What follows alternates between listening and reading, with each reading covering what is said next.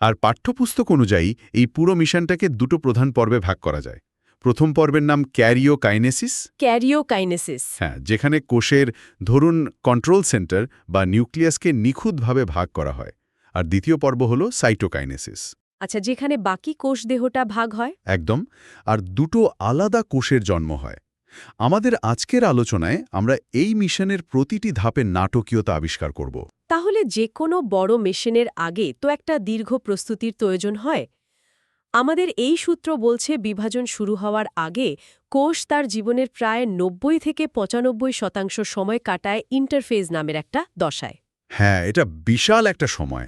তার মানে তো এটা মোটেই কোনো বিশ্রামের সময় নয়, তাই না? এই দীর্ঘ সময়ে ঠিক কিসের প্রস্তুতি চলে? একদমই বিশ্রামের সময় নয়। এই ইন্টারফেসকে বলা যেতে পারে মিশনের প্রস্তুতি পর্ব আর কি। এ সময় কোষ খুব গুরুত্বপূর্ণ কয়েকটা কাজ করে। যেমন? প্রথমত, সে নিজের আকার বড় করে।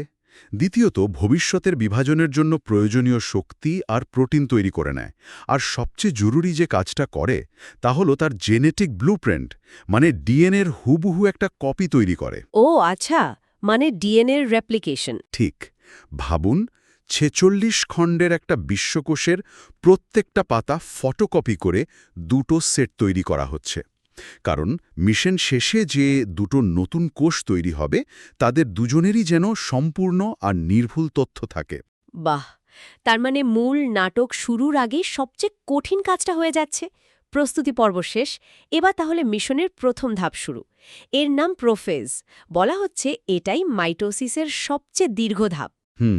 প্রোফেজ। এখানে কোষের ভেতরে কী ধরনের পরিবর্তন আসা শুরু হয়? প্রোফেজ দশায় এসে কোষের ভেতরের দৃশ্যপট মানে পুরোপুরি পাল্টে যেতে শুরু করে। ইন্টারফেস দশায় ক্রোমোজোমগুলো ছিল অনেকটা জট পাকানো সুতোর জালিকার মতো। ক্রোমাটিন, তাই না? হ্যাঁ, ক্রোমাটিন। প্রোফেজে এসে কোষের ভেতর থেকে জলীয় অংশ কমতে থাকে, আর এই সুতোগুলো প্যাঁচিয়ে ভাঁজ হয়ে অনেক বেশি মোটা আর স্পষ্ট হতে শুরু করে। এখন আর জট পাকানো সুতো নয়, বরং আলাদা আলাদা ক্রোমোজোম হিসেবে তাদের চেনা যায়। এই বিষয়টা সহজে বোঝার জন্য কোনো উপায় আছে? মানে একটা ক্রোমোজোম, তার কপি, এগুলো কিভাবে একসাথে থাকে? অবশ্যই। ধরুন, একটা ক্রোমোজোম হলো একজোড়া নতুন জুতার মতো, যা ফিতে দিয়ে মাঝখানে একসাথে বাঁধা আছে। আচ্ছা। এই ফিতেটা হলো সেন্ট্রোমিয়ার, আর জুতো জোড়ার প্রত্যেকটা জুতোকে বলে সিস্টোক্রোমাটেড, কারণ তারা একে অপরের হুবহু কপি। ওহ, দারুণ উপমা!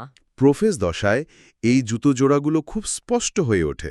একই সাথে নিউক্লিয়াসের বাইরের যে আবরণ, মানে নিউক্লিয়ার মেমব্রেন, সেটাও ধীরে ধীরে ভাঙতে শুরু করে। তার মানে কন্ট্রোল সেন্টার তার দেয়াল ভেঙে দিচ্ছে, যাতে ভেতরে ক্রোমোজোমগুলো বাইরে বেরিয়ে আসতে পারে। একদম, মিশনের স্বার্থে। বেশ, এরপরের ধাপ তো প্রোমেটাফেজ।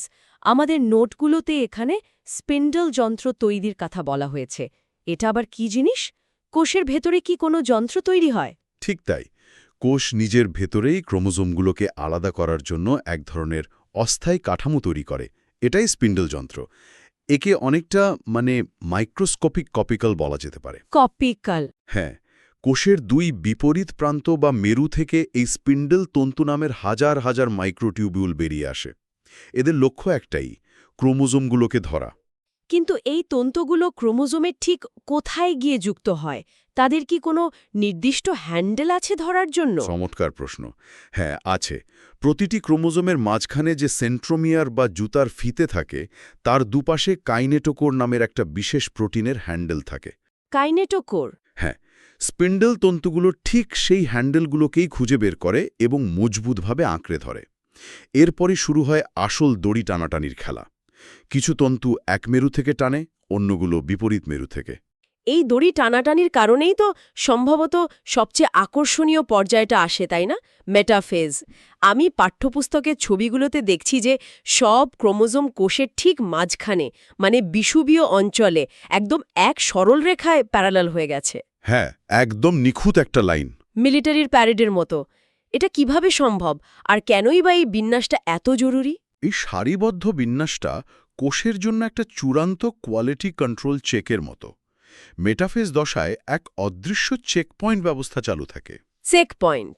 হ্যাঁ, যতক্ষণ না পর্যন্ত প্রত্যেকটা ক্রোমোজোমের কাইনেটোকোরে দুই বিপরীত মেরু থেকে স্পিন্ডলতন্তু এসে যুক্ত হচ্ছে, ততক্ষণ পর্যন্ত বিভাজনের পরবর্তী ধাপে যাওয়ার অনুমতি মেলে না। ও আচ্ছা। এই নিখুঁত বিন্যাসটা নিশ্চিত করে যে জেনেটিক তথ্যের বন্টনে চুল পরিমাণ ভুলও হবে না, কারণ সামান্য একটা ভুলই কিন্তু মারাত্মক জেনেটিক ত্রুটির জন্ম দিতে পারে। আর বিজ্ঞানীরা এই পর্যায়টা খুব পছন্দ করেন, কারণ ক্রোমোজোমগুলোকে গণনা বা তাদের গঠন দেখার জন্য এটাই সবচেয়ে সেরা সময়। বেশ, তাহলে সব ক্রোমোজোম এখন মাঝখানে এক লাইনে দাঁড়িয়ে আছে। আমার প্রশ্ন হলো, এই স্থির অবস্থা থেকে হঠাৎ গতিটা আসে কিভাবে? কে এদের আলাদা হওয়ার সংকেত দেয়? এখানেই মিশনের ক্লাইম্যাক্স বা সবচেয়ে নাটকীয় মুহূর্তটা আসে, যার নাম অ্যানাফেজ। যেই মুহূর্তে কোষ নিশ্চিত হয় যে সব ক্রোমোজোম ঠিকঠাকভাবে যুক্ত হয়েছে, তখনই একটা সংকেত আসে। আর সাথে সাথেই প্রতিটা ক্রোমোজোমের সেন্ট্রোমিয়ার, মানে যে ফিতে দিয়ে জুতো জোড়া বাঁধা ছিল, সেটা বিভক্ত হয়ে যায়। তার মানে ফিতেটা কেটে দেওয়া হলো। এরপর কি হয়? ঠিক তাই। ফিতে কেটে যাওয়ার সাথে সাথে সিস্টার ক্রোম্যাটিড দুটো আলাদা হয়ে যায়। এখন আর তারা ক্রোম্যাটিড নয়, তারা নিজেরাই এক একটি পূর্ণাঙ্গ অপত্য ক্রোমোজোম। অপত্য ক্রোমোজোম। হ্যাঁ, আর স্পিন্ডল তন্তুগুলো, যেগুলো এতক্ষণ তাদের ধরে রেখেছিল, সেগুলো এবার ছোট হতে শুরু করে। ফলে ক্রোমোজোমগুলো প্রচণ্ড গতিতে কোষের দুই বিপরীত মেরুর দিকে ছুটতে শুরু করে। আমাদের উৎসের একটা ছবিতে দেখানো হয়েছে যে ক্রোমোজোমগুলো মেরুর দিকে যাওয়ার সময় ইংরেজি ভি, এল, জে বা আই অক্ষরের মতো আকৃতি ধারণ করে। এই ব্যাপারটা বেশ মজার। হ্যাঁ, এটা আসলে ক্রোমোজোমগুলোকে টেনে নিয়ে যাওয়ার একটা দৃশ্যমান প্রমাণ। সেন্ট্রোমিয়ারটা যেহেতু আগে আগে যায় আর বাহুগুলো পেছনে পড়ে থাকে, তাই সেন্ট্রোমিয়ারের অবস্থানের উপর নির্ভর করে এই বিভিন্ন আকৃতি তৈরি হয়। দারুণ!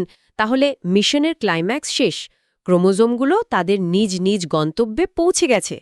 এরপর আমাদের সূত্র বলছে টেলোফেজ দশা হল প্রোফেজের ঠিক বিপরীত ঘটনা।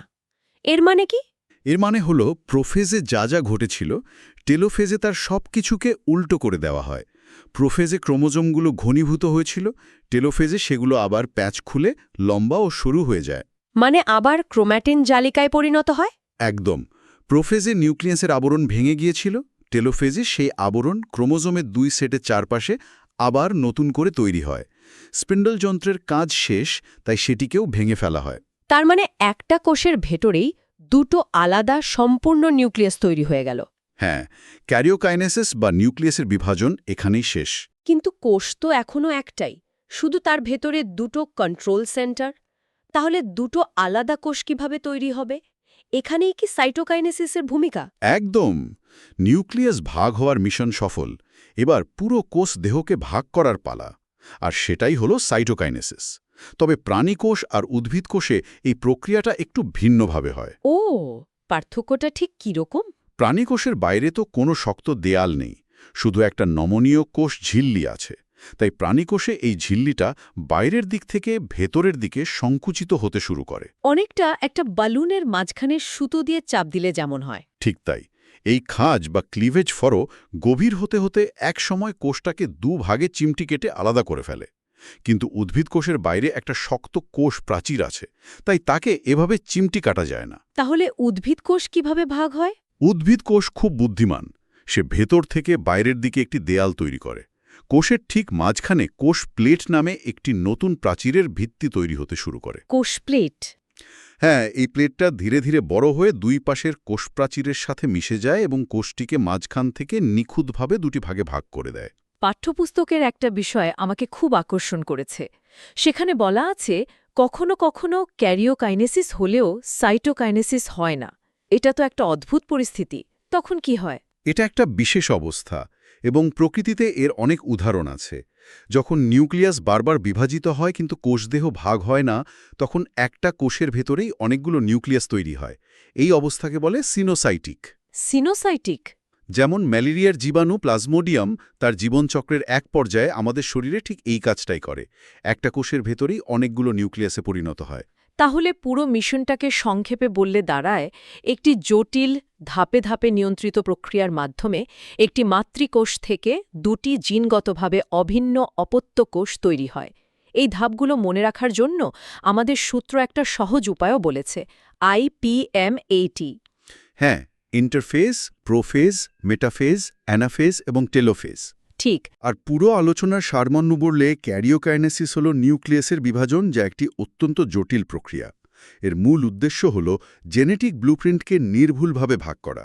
আর সাইটোকাইনেসিস হল সাইটোপ্লাজমের বিভাজন। হ্যাঁ, যা তুলনামূলকভাবে সরল এবং দ্রুত ঘটে। একটির কাজ তথ্য ভাগ করা, অন্যটির কাজ ঘর ভাগ করা। এভাবেই কিন্তু আমাদের শরীরের কোথাও কেটে গেলে এই নিখুঁত প্রক্রিয়ার মাধ্যমেই লক্ষ লক্ষ নতুন কোষ তৈরি হয়ে জায়গাটা পূরণ করে দেয়। এই পুরো প্রক্রিয়াটা আসলেই অসাধারণ, নিয়ন্ত্রিত। প্রতিটি ধাপে চেকপয়েন্ট, সঠিক সময়ে সঠিক যন্ত্র তৈরি করা, আবার কাজ শেষে সেটাকে ভেঙে ফেলা, সবকিছুই নিখুঁত।